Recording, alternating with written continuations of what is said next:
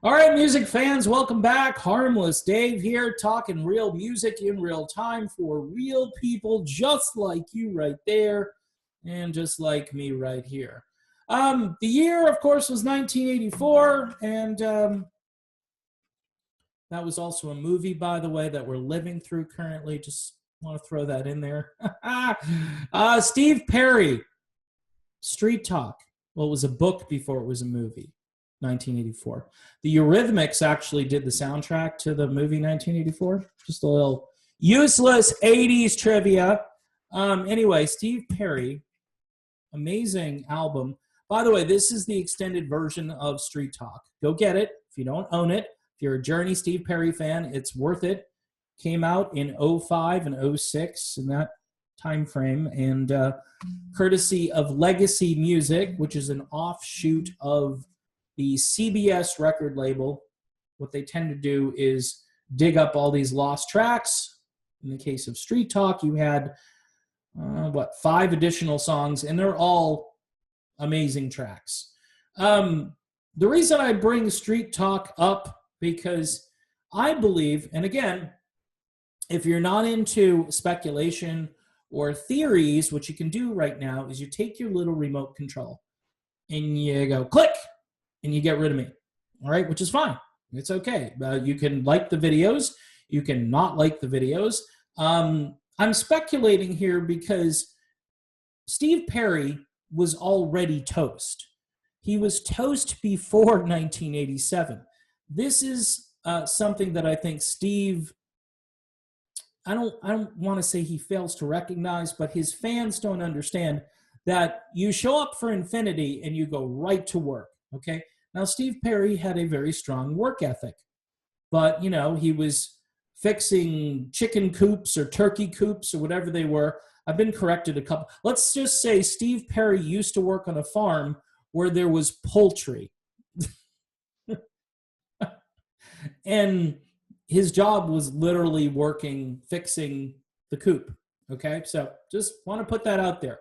My dad had a pigeon coop of all things, so I can kind of relate a little bit to coops, all right?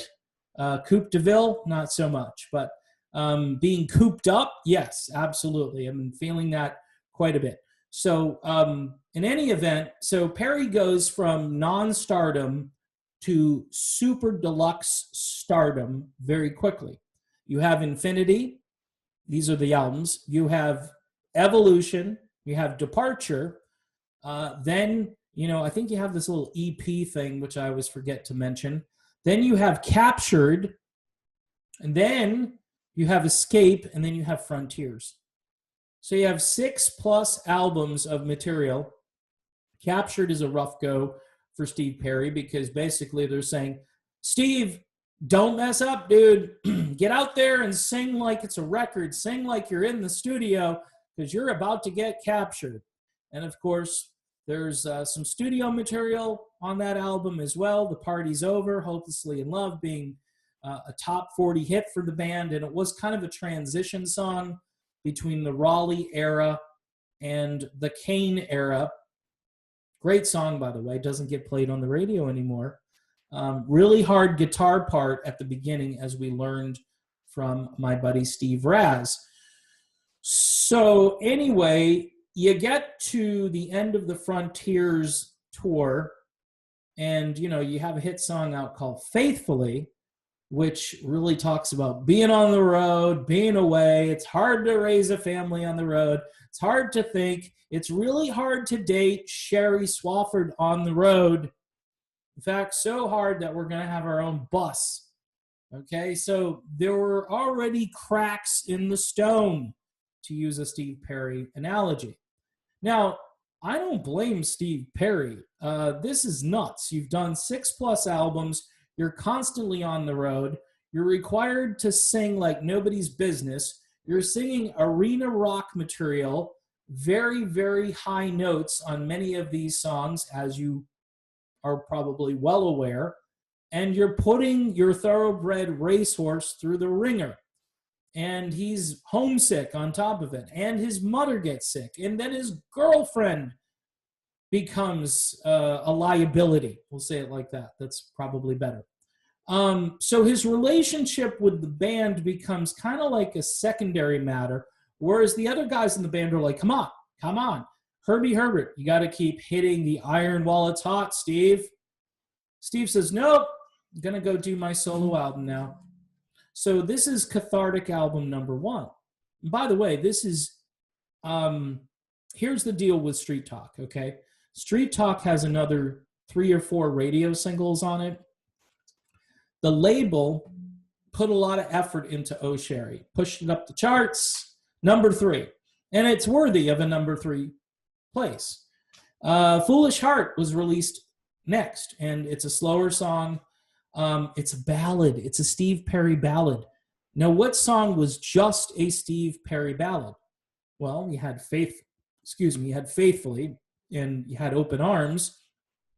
So if you're a label exec, you're thinking, ooh, a late night, torchy sounding Steve Perry track? Well, we should be able to get this to number 1. Here's what they're thinking at the label.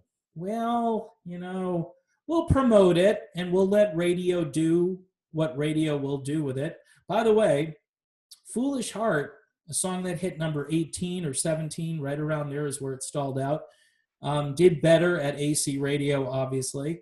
That's a song that hasn't been focus tested out of existence because it was a really good song, and radio stations today feel that we can all handle hearing Foolish Heart on the radio. So the song does okay, and that's because the label kind of said, yeah, I think we're done with this because we really have to worry about the franchise. And the franchise is Journey. And if we overhype and overpromote this, then guess what happens?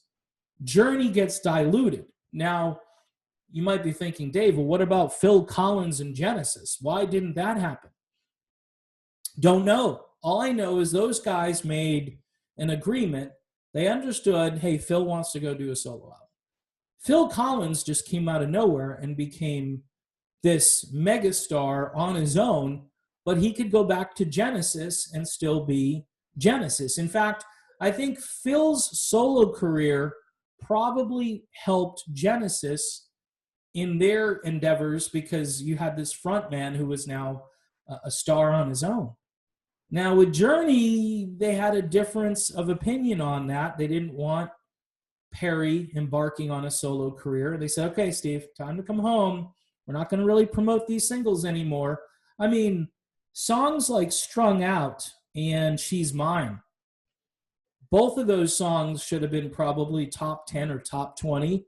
Rock radio got a hold of them a little bit and played them, but really those two, and you could make an argument for I Believe, and then even the bonus tracks, the tune that sounds like a Motown track, Don't Tell Me Why You're Leaving. I mean, Billy Joel had Tell Her About It on the radio, so come on, any of those songs that Steve tried to do that had a Motown twist would have performed really well.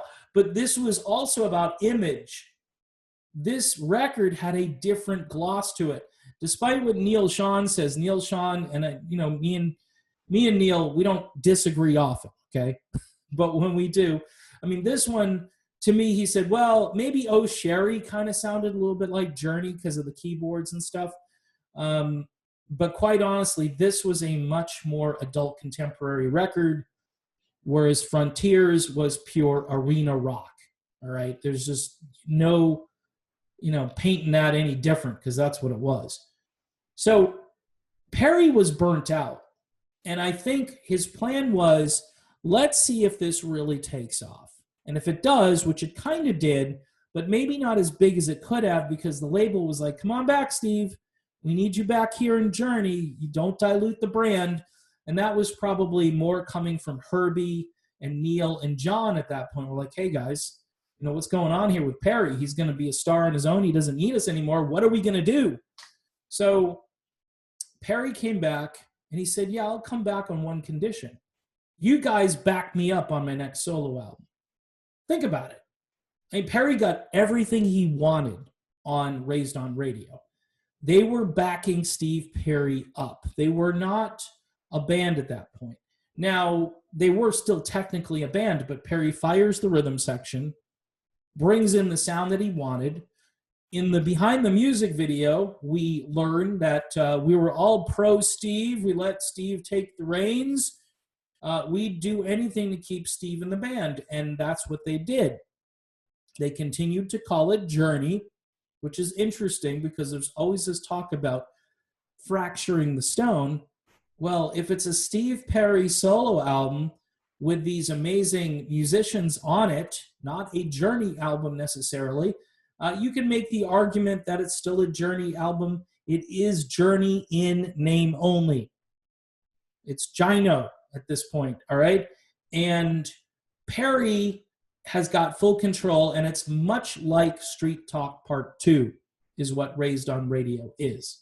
You can look at the tracks, and you can find tracks that correspond, Raised on Radio, to Street Talk. Street Talk is still a little bit more adult contemporary than Raised on Radio, mainly because Neil Schon is such an amazing guitarist that his playing tends to elevate the music into a different category. Whereas, Perry had all studio ace musicians on this record. I mean, you can look this stuff up and you'll find some of the best of that era playing on, Street Talk. But, Perry decides to keep going with Journey because they make all the concessions and it seems everything is okay. But my gut tells me, and again, it's just speculation, that Perry wanted out after Frontiers. He wanted out. They agreed to everything he wanted. And the thing I think that broke the camel's back is that he had to go on this massive tour again, because the touring aspect of this was essential. You release an album, and then you go on tour to promote it. The tour brings in lots of revenue, but in those days, the tour sells you so many more records, and then the label keeps releasing singles as you're out on that tour. It's another reason why Street Talk didn't go anywhere. Steve Perry didn't do a tour for Street Talk. He didn't go out on tour to promote it. Thus, the label said, hey, we can just, promote it as a standalone album and hope that radio will embrace it and sell maybe 1 million copies, or at least 500,000 copies. It'll be a gold record at the very least. And then we'll get back to being Journey and Steve Perry, or Steve Perry and Journey. That's what they did. Once Perry got off that tour for Raised on Radio, he's like, that's it. That's it. I don't want to keep doing this giant tour thing. I want to do my own thing. And obviously he was burnt at that point, and he spent some time away. I would, argue a little bit that he wasn't completely done with music and that he had more gas in the tank. He just wanted to do it his way. That's really the crux of everything, that Steve Perry wanted to do it his way. And he had done it their way, by the way, for 6.5 albums or whatever. And I think he started to believe in himself, like, hey, I could do this without these guys. And clearly he can. I think he, like a lot of singers and songwriters, he is better in a room with other guys to bounce ideas off of. And his songwriting kind of indicates that. He doesn't typically write songs by himself. He's got Randy Goodrum. He's got other writers who inspire him, or who maybe clean up some lyrics or complete a thought that he started, and so forth. Just like a good husband and wife combo, where the husband says something and the wife finishes the sentence, or vice versa. So in any event, that's my theory. I'm sticking to it. It's fun stuff. If you don't like speculation, you don't like conversation, well, there's other stuff on YouTube you could watch. But hey, I thank you for watching me. Thank you for subscribing. Hit the bell if you want notifications, that little bell up in the corner. You can hit that for notifications. And Patreon, for just $1 a month or more, depending on what you want to spend. I am over there, easily to access, and be more than happy to entertain a conversation, so long as I can, get to the laundry and the dishes and so forth, because that's other stuff I got to do. So there you have it, folks. See you soon. Thanks for watching.